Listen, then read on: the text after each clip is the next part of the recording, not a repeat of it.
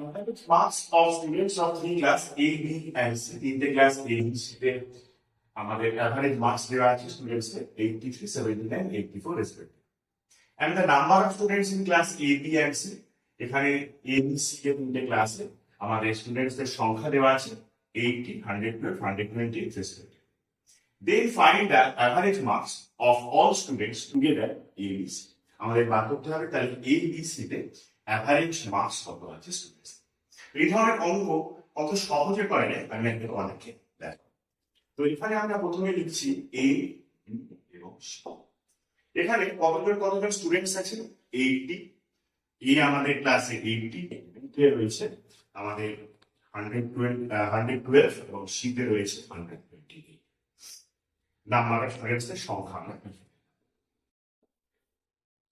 এবার মার্কসটা আমরা এখানে লিখে ফেলি 83, 79 আর এখানে 84।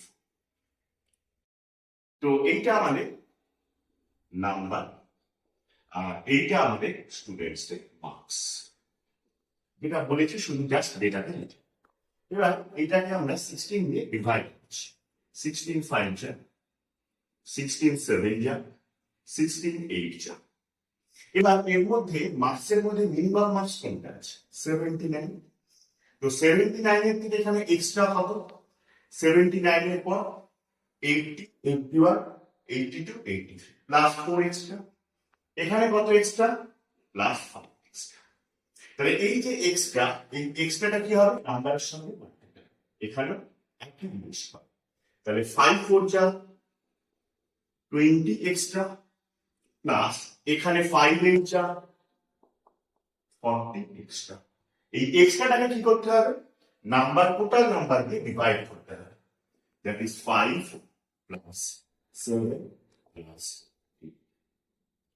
5 4 যা 20 and 5 8 যা 40 divided by 7 plus 5 12, 12 plus 8 that is 60 by 20. এইটা আমাদের মিনিমাম ভ্যালু। তো মিনিমাম ভ্যালু কত ছিল এখানে 79। তাহলে আমাদের অ্যাভারেজ মার্কস কত হয়ে গেল অ্যাভারেজ মার্কস 79 প্লাস 3 এটাই হবে। এরকম ক্লাস দেখবার জন্য তোমরা লার্নিং ইউটিউব চ্যানেলটা ফলো করো। ক্লাসটা ভালো লাগলে লাইক বাটনটা প্রেস করে রাখো এবং চ্যানেলটা অবশ্যই সাবস্ক্রাইব করে রাখো এরকম আরো ইন্টারেস্টিং ক্লাস দেখো।